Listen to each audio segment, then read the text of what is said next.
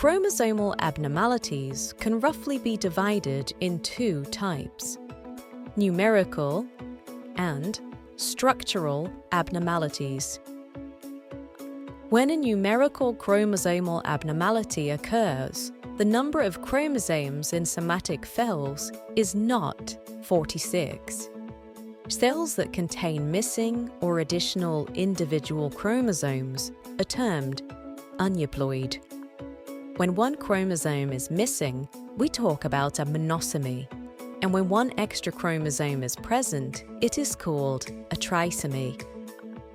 Embryos with the mono or trisomy of chromosomes are mostly incompatible with life and lead to spontaneous abortions. The only exceptions are aneuploidies of the sex chromosomes, which cause Turner or Klinefelter syndrome, and trisomies of autosomes 13, 18, and 21 that cause Patau, Edwards, and Down syndrome, respectively.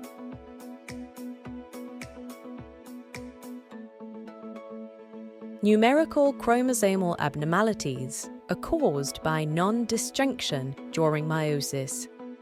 This usually happens in meiosis 1, when two chromosome homologues are not separated, but could also happen in meiosis 2, when the chromatids are not split, leading to the formation of a gamete with extra or missing chromosomes. After fertilization, the zygote will be aneuploid. Most chromosomal abnormalities cover only parts of chromosomes. Those are called structural variations.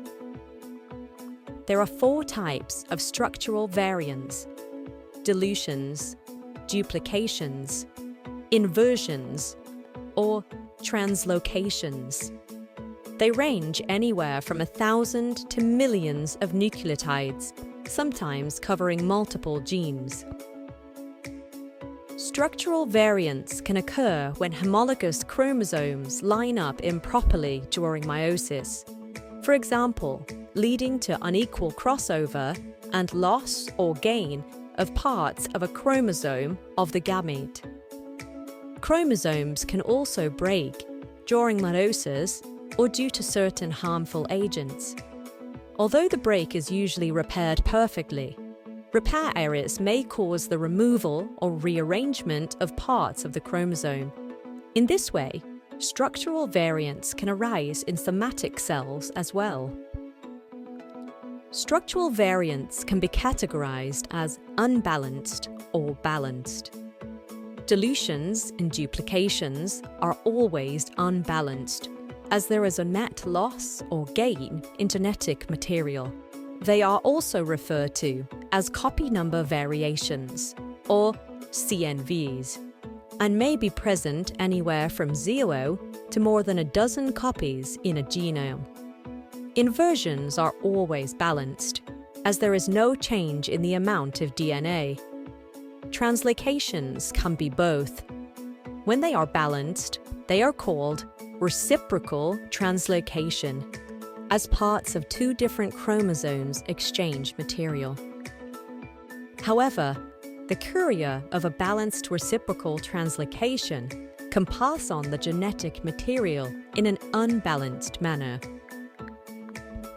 Unbalanced translocations include Robertsonian translocations, a one-way transfer from one chromosome to another homologous or non-homologous chromosome. Here, the long arms of 2 acrocentric chromosomes, which are chromosomes 13, 14, 15, 21, or 22, fuse with each other. The short arms of both chromosomes are lost in this process. This has no effect on the carrier because the short arms of the involved chromosomes are very small and contain no essential genetic material. However, as the chromosomes are joined, there is a reduction in the number of chromosomes. Like reciprocal translocations, Robertsonian translocations may affect the offspring of carriers, since they may originate from a gamete with a missing or an extra chromosome. causing either a partial monosomy or trisomy. If chromosomes 13 or 21 are involved, this could lead to Patau or Down syndrome, respectively. There are different ways how structural variants can lead to disorders. Deletions can remove one or multiple genes, while duplications may multiply genes. Furthermore, gene sequences may be disrupted by balanced structural variants, causing a loss of gene function. Mendelian inheritance patterns may be observed for some disorders when the structural variant is transmitted through the germline. Finally, the structural rearrangements can also produce new genes. For instance, when one gene is fused with another gene, many cancers originate from these structural variants in somatic cells. This is why DNA damage is a critical factor in cancer development. To end on a positive note, most structural variations do not affect crucial regions of the genome and do not cause disease. In fact, our genome is riddled with CNVs and other structural variations, just like common genetic variants. They contribute to the variety of human individuals and help making each of us unique.